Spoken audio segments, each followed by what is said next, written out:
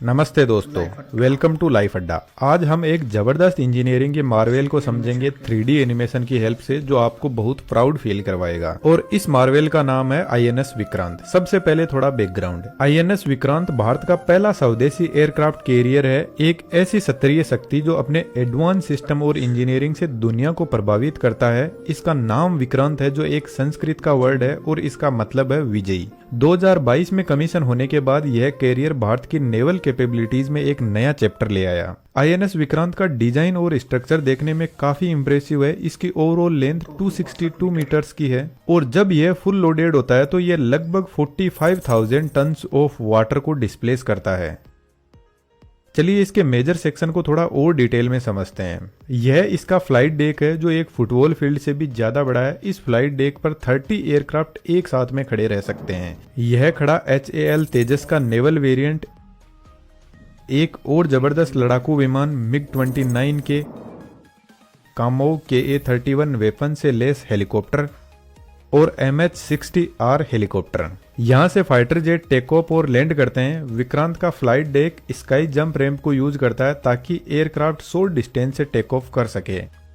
Fighter plane इन 2 point से उड़ान भर सकता है। यह वाली येलो लाइन शॉर्ट डिस्टेंस की है, तो जब कोई फाइटर प्लेन यहाँ से टेक ऑफ करेगा तो सबसे पहले अपनी पूरी पावर के साथ में इंजन को स्टार्ट करेगा। और इसके टायर पर आप देखो, यहाँ पर सपोर्ट लगे रहते हैं जो प्लेन को पकड़ कर रखते हैं। जब इंजन अपनी पूरी पावर पर ऑन हो जाता है और जबरदस्त फोर्स इन सपोर्ट पर लगने लगता है तो यह सपोर्ट सडनली एकदम नीचे हो जाता है और प्लेन अपनी पूरी पावर के साथ में इस डेक पर रन करते हुए उड़ान भरेगा।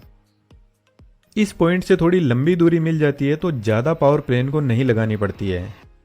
यह वाली जो व्हाइट पट्टी आप देख रहे हो, यह फाइटर प्लेन का लैंडिंग एरिया है। जनरली इन फाइटर प्लेन को लैंड करने के लिए 2 से 3 किलोमीटर का रनवे चाहिए, लेकिन यहाँ तो हमारा एयरक्राफ्ट ही 262 मीटर लॉन्ग है। यहाँ पर दोस्तों फाइटर प्लेन को लैंड करवाना पायलट के लिए एक बहुत कॉम्प्लिकेटेड टास्क होता है, जहाँ फुल स्पीड में प्लेन आता है और थोड़ी सी डिस्टेंस में उसको रोकना है। प्लेन को लैंड करने से पहले यहाँ से इस आइलैंड से कमांड दिए जाते हैं, जिसमें विंड की स्पीड, एयरक्राफ्ट कैरियर का एंगल, क्योंकि पानी में जब इतना बड़ा शिप चलता है तो यह एकदम सीधा नहीं चलता है, यह ऐसे हिलता डुलता रहता है। अब लैंडिंग के टाइम फाइटर प्लेन पूरी पावर के साथ में आता है। प्लेन के पीछे हुक लगा रहता है और रनवे के ऊपर ऐसे 3 वायर लगे रहते हैं जो थोड़े ऐसे ऊपर उठे रहते हैं। तो पायलट का टारगेट होता है कि प्लेन का हुक इन किसी भी वायर में से एक में फंसना चाहिए और मेनली पायलट टारगेट करता है बीच के वायर को। तो यदि प्लेन इन वायर में फंस गया तो यह वायर कुछ इस तरीके से स्ट्रेच होगा और रनवे पूरा होने से पहले प्लेन को रोक देगा।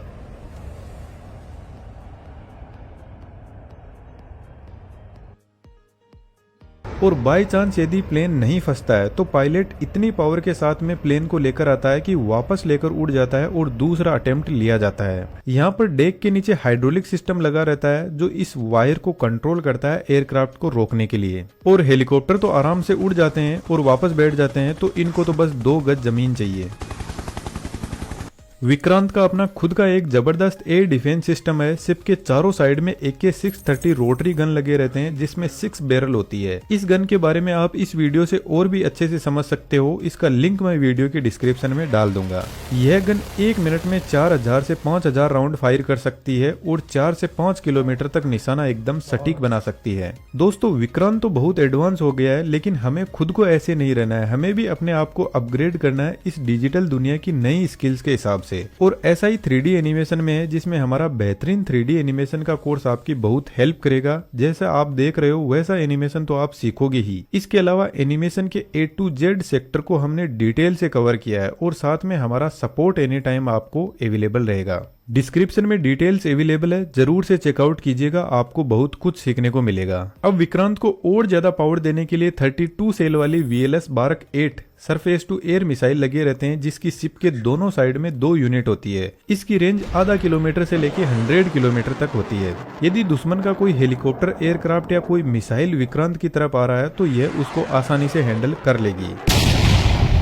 अब इतना बड़ा पावरफुल शिप है, 23,000 करोड़ की लागत से बना है, तो इसको सेफ रखना भी बहुत ज्यादा जरूरी है। तो फिर विक्रांत में लगाए गए सेल्फ डिफेंस सिस्टम, जिसको कवच बोलते हैं, यह एक एंटी मिसाइल सिस्टम है। यहाँ जो शिप का रडार सिस्टम लगा रहता है, यह इससे कनेक्टेड रहता है, और जब भी कोई मिसाइल विक्रांत की तरफ आती है तो कवच एक्टिवेट होता है और चाप कैनिस्टर लॉन्च करता है, और यह कैनिस्टर हवा में जाकर कुछ ऐसे बादल बना देगा मेटल कोटेड फाइबर और एल्यूमिनियम के, जिससे मल्टीपल रडार सिग्नल जनरेट होंगे और मिसाइल को समझ ही नहीं आएगा कि टारगेट है कहां पर, और उसको कहीं पर गड्ढे में ले जाकर डाल दिया जाता है।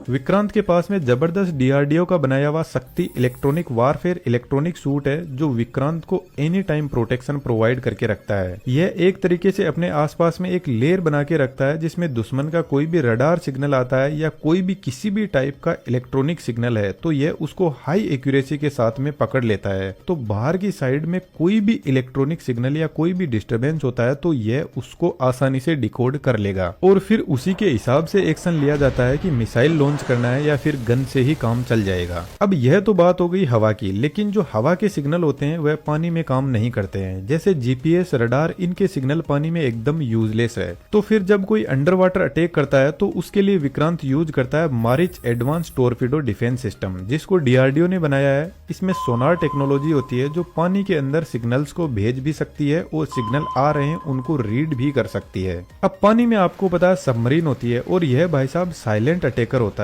इन दोनों वीडियो को देखना आपको बहुत मजा आएगा और बहुत कुछ सीखने को मिलेगा। लिंक डिस्क्रिप्शन में मिल जाएगा। और सबमरीन लॉन्च करती है टोरपीडो, जो अंडर वाटर मिसाइल होते हैं। तो विक्रांत का Maareech advance torpedo defence system पहले तो अपने सोनार सिग्नल से दूर से ही टोरपीडो को डिटेक्ट कर लेगा, फिर लॉन्च करेगा डेकोई। यह शिप से काफी दूर चले जाते हैं और एक रस्सी से बंधे रहते हैं, और फिर इस पोजीशन से सोनार वेव क्रिएट करता है जैसे शिप यहीं पे खड़ा है, और विक्रांत अपने आसपास में जेमर्स की हेल्प से सभी सिग्नल को ब्लॉक कर देगा जैसे यहाँ पर कुछ है ही नहीं। यदि आपको पता हो तो कुछ एग्जाम सेंटर में एग्जाम से पहले जेमर लगाए जाते हैं। जेमर सभी एयर सिग्नल को ब्लॉक कर देते हैं, और इस कंडीशन में यदि आप मोबाइल टावर के नीचे भी खड़े हो तो आपके फोन में कोई सिग्नल नहीं आएगा। कुछ ऐसा ही सिस्टम विक्रांत यूज करता है।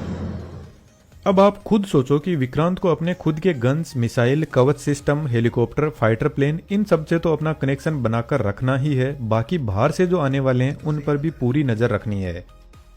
तो फिर विक्रांत पर यह जो आइलैंड बना हुआ है ये बहुत ही एडवांस टेक्नोलॉजी यूज करता है, जिसमें बहुत सारे सेंसर और रडार सिस्टम होते हैं। यह जो आप रडार देख रहे हो इसका नाम आप यहाँ पर देख सकते हो। यह एक मल्टी फंक्शन रडार सिस्टम है जो दोनों तरफ लगे रहते हैं। यह अपनी आंखें एकदम खोल के रखता है, और हवा और सरफेस से यदि कोई मिसाइल या फाइटर प्लेन विक्रांत की तरफ आता है तो पहले तो यह उसको रेगुलरली ट्रैक करता है बहुत हाई रिफ्रेश रेट के साथ में। और इसकी खास बात है हंड्रेड्स ऑफ टारगेट को यह एक साथ में ट्रैक कर सकता है पूरे 360 डिग्री में, और फिर ऑब्जेक्ट के हिसाब से या तो मिसाइल को फायर किया जाता है या फिर गन से फायरिंग की जाती है, और इस फायरिंग के मैकेनिज्म को भी गाइड करता है कि आपको कहां पर फायरिंग करनी है।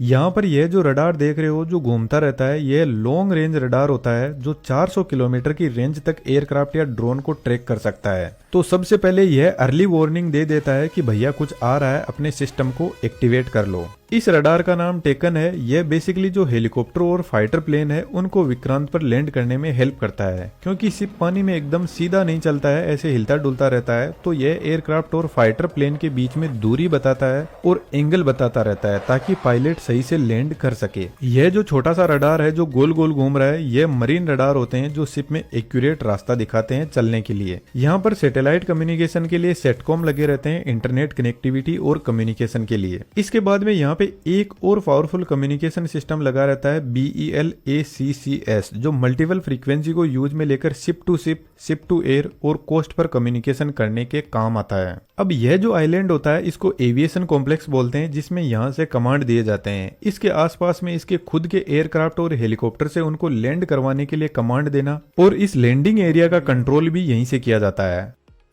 अब जो विक्रांत आपको बाहर से दिख रहा है उससे ज्यादा यह पानी में है। इसकी टोटल हाइट 62 मीटर की है, और इसके अंदर आप ऐसा समझो पूरा शहर बसा हुआ है। यहाँ पर लगभग 1700 क्रू मेंबर्स एक साथ में काम कर सकते हैं। हमें एग्जैक्टली तो नहीं पता, लेकिन इसमें टोटल 15 से भी ज्यादा डेक हो सकते हैं। फ्लाइट डेक के नीचे मेन डेक होती है जहाँ से कमांड एंड कंट्रोल किया जाता है। इसमें नेविगेशन सिस्टम, स्टीयरिंग कंट्रोल, पूरी शिप का कम्युनिकेशन सिस्टम और रडार सिस्टम यही से कंट्रोल किया जाता है। इस डेक के नीचे कुछ ऐसे ही कंट्रोल और कमांड ऑपरेशन के डेक होते हैं, जिनमें किसी में रियल टाइम डेटा मॉनिटर किया जाता है, किसी में फ्लाइट और एयर ट्रैफिक कंट्रोल किया जाता है, किसी में पूरे वेपन सिस्टम का लॉन्चिंग सिस्टम संभाला जाता है। अब इन डेक के नीचे आता है हैंगर डेक, जहां पर ये जितने भी एक्स्ट्रा फाइटर प्लेन एयरक्राफ्ट है इनको स्टोर करके रखा जाता है और जो भी इनका मेंटेनेंस का काम होता है वह चलता रहता है। विक्रांत के अंदर 2 सी फेसिंग लिफ्ट लगे हुए हैं, तो इसके लैंडिंग एरिया पे बहुत से एयरक्राफ्ट और हेलीकॉप्टर पार्क हो सकते हैं, बाकी के यहाँ पर नीचे हैंगर डेक में होते हैं। तो हैंगर डेक से लैंडिंग डेक पर फाइटर प्लेन को लाने के लिए लिफ्ट लगे रहते हैं। अब हमें एग्जैक्टली तो नहीं पता कि लिफ्ट की चौड़ाई कितनी है, लेकिन ऐसा कहा जा रहा है कि 14 मीटर के अराउंड इसकी चौड़ाई है। अभी इसमें शायद रफाल फिट नहीं होगा, लेकिन आने वाले टाइम में इस लिफ्ट को बड़ा करके रफाल को भी यहाँ पे रखा जा सकता है। इस डेक के नीचे क्रू मेंबर्स के लिए रहने के लिए पूरा अरेंजमेंट होता है, जहाँ पर मेस, हॉल, जिम फैसिलिटीज, खाने पीने, रहने और इंटरनेट फैसिलिटीज भी अवेलेबल रहती है। अब इस डेक के नीचे आता है सबसे इम्पोर्टेंट डेक, जिसको हार्ट ऑफ द विक्रांत बोल सकते हैं, और इस डेक का नाम है इंजीनियरिंग डेक। आपने देखा होगा कि इस पूरे एयरक्राफ्ट कैरियर में कितनी ज्यादा टेक्नोलॉजी यूज हुई है, तो क्या आप सोच सकते हो कि इसको कितनी पावर की जरूरत है?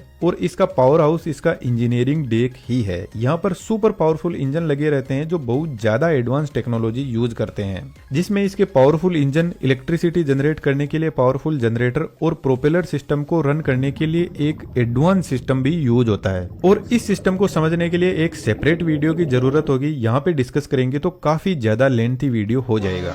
लेकिन एक फन फैक्ट मैं आपको विक्रांत के बारे में बताना चाहूंगा। विक्रांत की टेक्नोलॉजी इतने एडवांस और पावरफुल है कि इसकी मैन्युफैक्चरिंग स्टार्ट हुई थी 2009 में। इसको पूरे 13 साल लगे इंडियन आर्मी की जरूरत के हिसाब से बनाने के लिए। अब इसका आधा कारनामा तो हमने देख लिया, आधा हम डिस्कस करेंगे नेक्स्ट वीडियो में। यदि आप भी ऐसा 3D एनिमेशन सीखना चाहते हो तो डिस्क्रिप्शन में डिटेल्स अवेलेबल है, हमारे बेहतरीन 3D एनिमेशन को जरूर से चेकआउट कीजिएगा। चैनल के मेंबर्स का बहुत बहुत धन्यवाद जिन्होंने मेंबरशिप ज्वाइन की, जिससे हम ऐसे 3D वीडियो बना पा रहे हैं। आप भी हमें जरूर सपोर्ट कीजिएगा, चैनल को सब्सक्राइब कीजिएगा और कमेंट सेक्शन में हमें जरूर से बताइएगा कि आपका फेवरेट सेक्शन कौन सा था। मिलते हैं नेक्स्ट वीडियो में। जय हिंद, जय भारत।